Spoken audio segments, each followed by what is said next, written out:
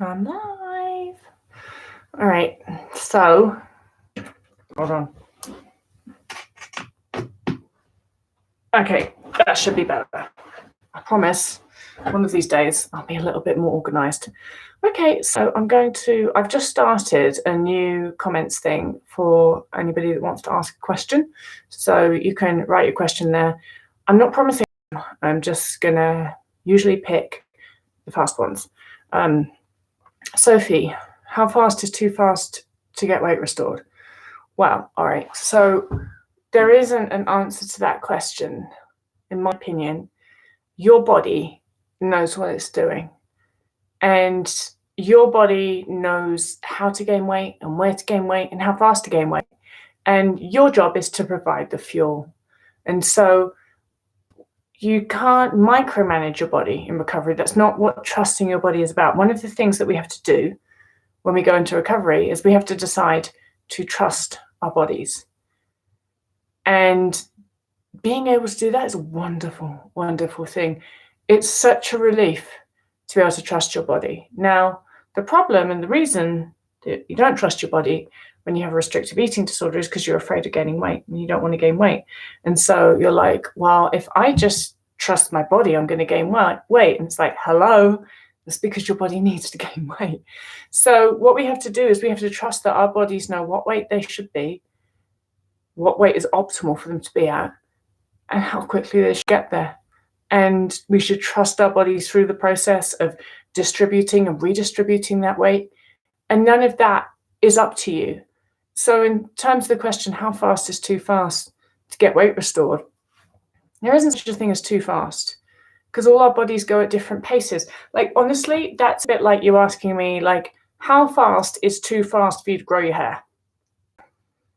Your body gets to decide how fast you grow the hair. Yeah, of course, it's not quite like that, because when your body is underweight, under the weight it should be, or under the weight it would be had you not been taking action to suppress it, then your body wants to gain weight because it knows it's underweight and it knows it's not at a healthy weight and it knows it's not an optimal weight and it wants to gain weight so it can get to that optimal weight. And so your body is going to try and do that. And that's why we gain weight when we start eating more. That's just our bodies trying to get healthy. And so you're kind of asking, like, well, how fast is too fast to get healthy? And I just don't buy this shit of like, oh, well, you could gain weight too fast. It's like, your body knows what it's doing. Just leave it. Let it be. It'll work it out. It's amazing. And it's a real relief that you don't have to micromanage it and you don't have to worry about how fast is too fast, because not your problem. You just got to eat the food. How cool is that? And then Sophie says, I feel like I got to fully restored in weight. Is it normal for some people to not have fear foods in recovery? Yeah, not have fear foods. Do you mean that you don't have fear foods, or do you mean that you didn't eat your fear foods? I'm going to assume that you meant you didn't have fear foods. And that's actually, it is relatively normal. Like, a lot of people don't have necessarily fear foods, but they have fear quantities. And so it's like, I've worked with plenty of people in recovery who could eat pretty much any food as long as it was in a quantity that they know the exact calories of it, because their main focus was always, I'm eating this amount of calories at each meal. So each meal they could eat any food, but they'd have to eat a quantity of that food that fit in their caloric allotment. And so it's not so much a fear food thing as a fear quantity thing. And yeah.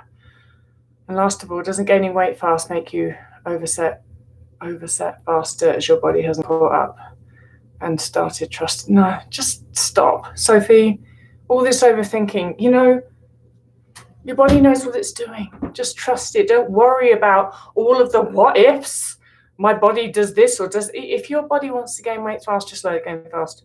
Seriously, it's not your problem. And let's think about this another way. What's the answer? To restrict? Oh, I'm gaining weight too fast, so I'm going to restrict. Well, that's not recovery, is it? So you don't really have an option to do anything if you want to fully recover, because you know you can't restrict if you want to fully recover. So all these questions are completely beside the point, because if I was like, yeah, actually, if your body gains weight too fast, you should take action. What would that action be? Restriction.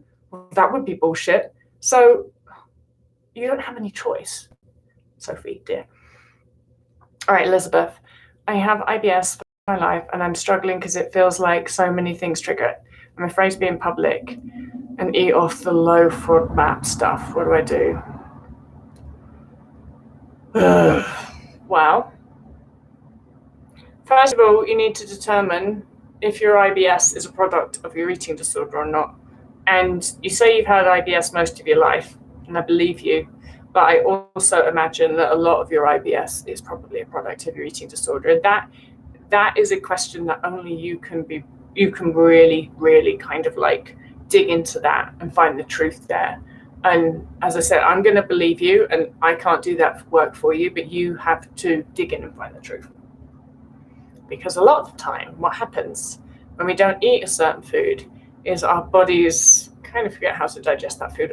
That's actually a very oversimplified way of putting it, but gut bacteria, all that crap. So a lot of the time when we start eating foods that we haven't eaten a large quantity of for a while, we get IBS-like symptoms. And then a lot of people with eating disorders go, I can't obviously eat that food, and they stop eating that food. So that, of course, next time they try and eat it, they get IBS-like symptoms. I got a lot of stuff like that.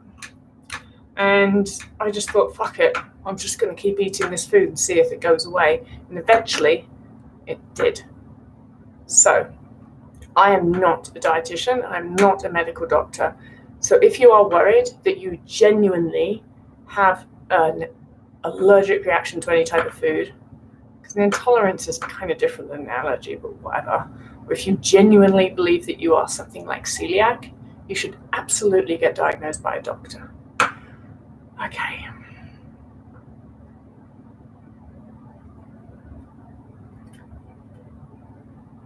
All right. Yeah, Sophie. Good for you. So Sophie's written, that's what I figured. I managed to eat way more and absolutely everything once I stopped saying a certain amount of calories was too much. Yeah, like that's like super normal actually. Sometimes I think that when it comes to like anorexias, Stinky has joined us. Love you, Barb. Sometimes I think when it comes to anorexia, there's like these stereotypes, like we all have these fear foods and things like that. And a lot of people don't have a fear food at all, they have fear quantities.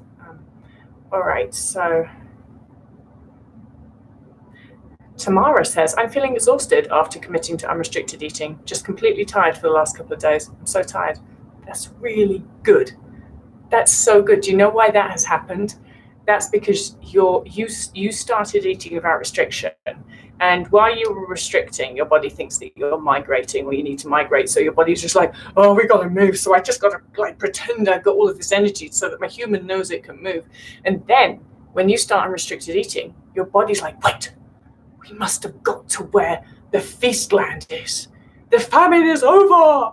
Oh, fuck, I'm really tired. And then your body go like, I need to tell my human how tired I am because I've been so tired for such a long time, I'm exhausted. And if you're the human, you're like, whoa, what's just happened? I started eating and I'm exhausted. This must be bad. And I'm telling you, oh, this is really good. This is your body thinking the famine's over and the migration can stop now. And so that's number one. That's really good. And the second part that's really good is that your body is communicating with you, and it's communicating with you strong, isn't it? It's just like, dude, human, I'm fucking knackered. And you're like, whoa, body, where did this come from? Where's all of this? Like, I haven't listened to you. I haven't talked to you in such a long time, and now you're really screaming at you. That is a good thing, because we need our bodies to communicate with us. Like, this is the only thing that I'm going to have a relationship with forever. Don't let Sorry, Stinky. Love you. I'm going to have a relationship with you forever, little guy. He'll probably only live for like another 30 years. You're going to live at least 30 years, aren't you, Stinky? But, I mean, I might not live that long either, but you know what I mean. So, all right, a better way of saying that is this is the only thing that is going to be with me every second of my life, right? So it's really, really important that this thing talks to me, because otherwise it would be like living with somebody in a room that doesn't talk to you. I mean, that would be weird, wouldn't it? If you were just in a room You had to share a room with someone that just didn't talk to you and wouldn't communicate with you.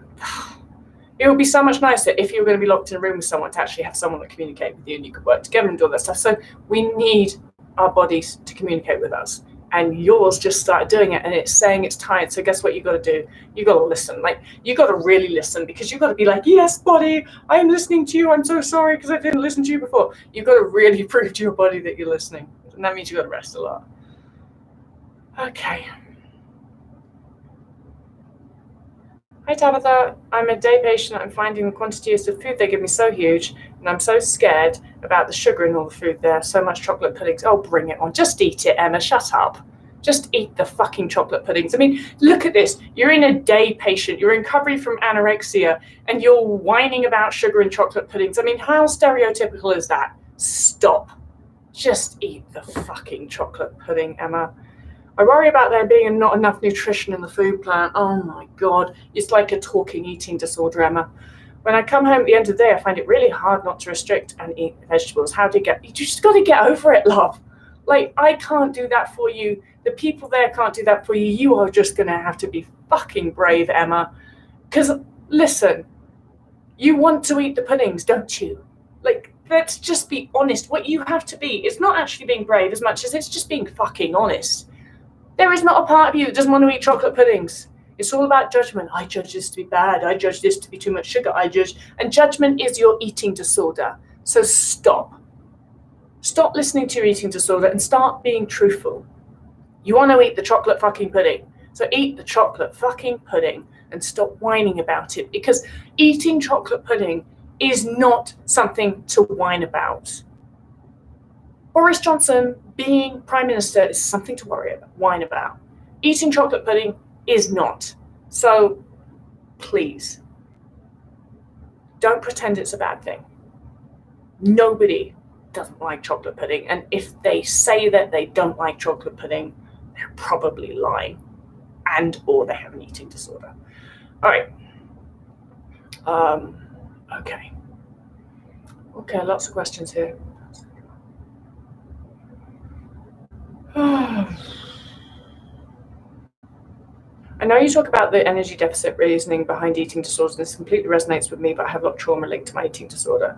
I know that getting out of energy deficit is still the answer, but do you have any specific tips on your eating disorders attached to trauma and not just about being energy deficit? Is it also about making yourself as small as possible? So I'm not going to get into that bit, Claire, but I will talk about the trauma bit. Okay. So, Claire, yes. So the way, like, trauma and eating disorders can be linked, but the way I see it is that, like, if somebody has trauma, then that can make them go into energy deficit, right? So having trauma could make you not eat as much or make you want to be smaller, or whatever it is, whatever reasoning behind that can feel really valid, that can make you go into energy deficit. And then if you're in energy deficit and you have the genetic predisposition for an eating disorder, then that eating disorder is going to kick off. So the problem is the trauma, what I would call trauma, is a contributing factor. Trauma doesn't cause eating disorders because genetics and energy deficit cause eating disorders, but trauma can be a contributing factor to energy deficit, which means that it can keep you in this cycle. So you have to do two things, and you don't have to do them in a particular order. You just have to be aware of them. One, you've got to get out of energy deficit. You know that, I know that, you know that there's no point in any of this unless you get out of energy deficit, right? And the other thing that you have to do is you highly likely need to go and see a really good therapist that is specialized in trauma that can help you resolve that stuff so that that contributing factor is negated. Hope that makes sense. Okay. Tabitha, are you looking into collaborating with someone to do a study on link between migration and animals, like a full study looking at genetics and behaviors and seeing whether we share any genes with mammals like migrating animals rather than others? I would love to. But I don't know how to do that sort of shit because I don't have a lot of time. I would love to be involved in anything like that. I'm just going to put that out there. Would love it.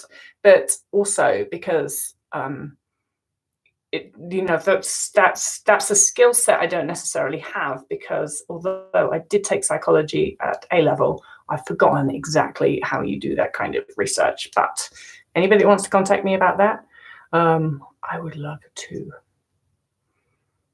All right, I'm going to do one more. Oh, Claire says I've just started working trauma-specific therapist. Yeah. You know, Claire, the only thing that I'd say is don't get into that mindset where you're like, I have to like wait until this trauma is completely resolved before I start amending energy deficit. No. You start amending energy deficit right this second. Go and get some cake right now and start eating it, because that is job number one. Because there's not really much point in working on the trauma stuff if you're still in energy deficit, because when we're in energy deficit, our brains don't work great. And like trauma work with a therapist is hard shit on your brain. And so like when your brain is undernourished, trying to get it to do trauma work, I know it's hard. I'm not saying this is easy. Really, I'm not saying this is easy. I am saying that you have to work on amending energy deficit first and foremost, so that you got your brain in good working order. So absolutely start the trauma work now, but focus on amending energy deficit like with a passion as quickly as possible, because the sooner you do that, the sooner that trauma work is really going to start helping you. Okay. Yeah. It's tough to work on back and forth, up and down, absolutely. The more fuel that your brain has and your body has to be able to deal with that hard work, the better. All right, so it's Friday. That's a really good thing. It's been a very long week, and I'm just going to say it again because I don't feel like I can say this enough to you lot.